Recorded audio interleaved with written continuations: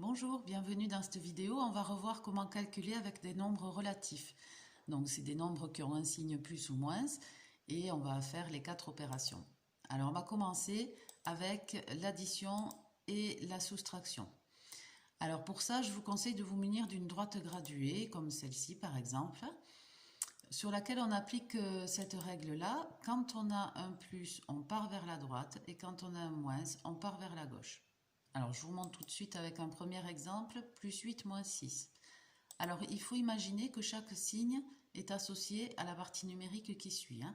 Donc, je vois plus 8 et moins 6. Je place le premier des deux sur la droite graduée, plus 8. Donc, plus 8, c'est positif, donc c'est 8. Je le place sur la droite et ensuite, je dois faire moins 6. Donc, je pars vers la gauche et je me décale de 6. J'obtiens le nombre 2.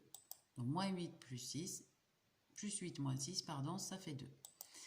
Second exemple, moins 8 plus 6.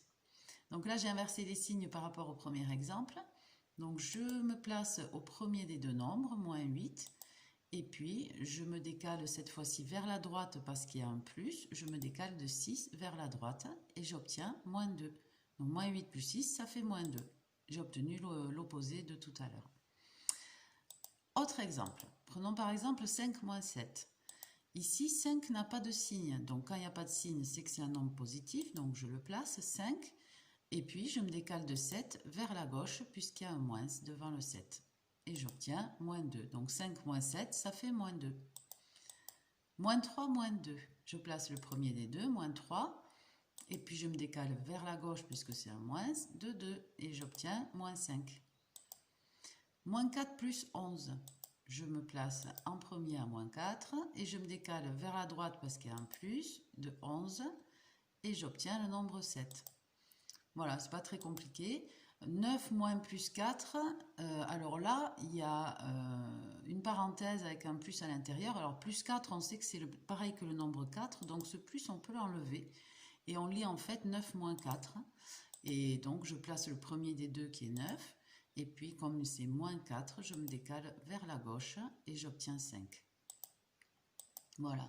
Après, on peut avoir aussi ce genre d'exemple là où on se retrouve avec une soustraction d'un nombre négatif.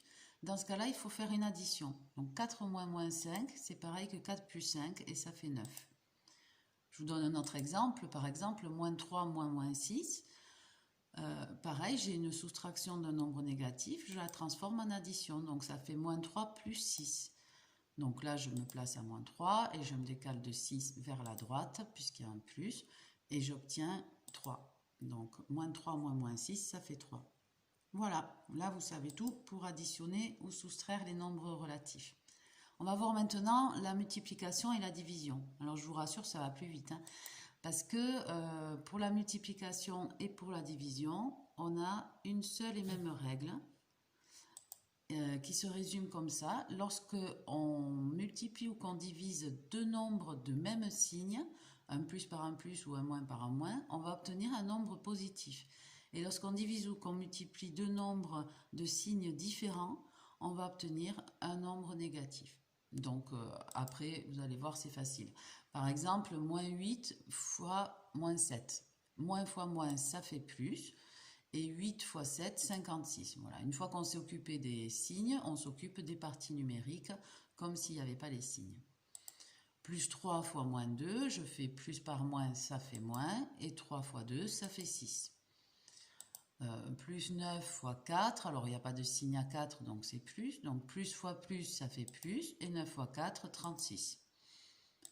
Voilà, prenons une division, donc c'est pareil, là il y a moins divisé par plus, il n'est pas écrit mais c'est un plus, donc ça fait moins, et en 25 combien de fois 5? 5 fois. Autre division, moins 4 divisé par moins 6, moins par moins ça fait plus, et 24 divisé par 6 ça fait 4, 4 fois 6, 24. Après, la division, elle peut apparaître sous forme de fraction, comme ça. Donc ça, il faut le lire comme étant moins 35 divisé par moins 7. Moins par moins, ça fait plus. Et 35 divisé par 7, ça fait 5. Donc ça fait plus 5. Voilà pour la multiplication et la division. Donc en gros, pour les nombres relatifs, s'il n'y a que des additions et des soustractions, on se réfère à la droite graduée. Et s'il y a des multiplications et des divisions, on applique la règle des signes. Voilà.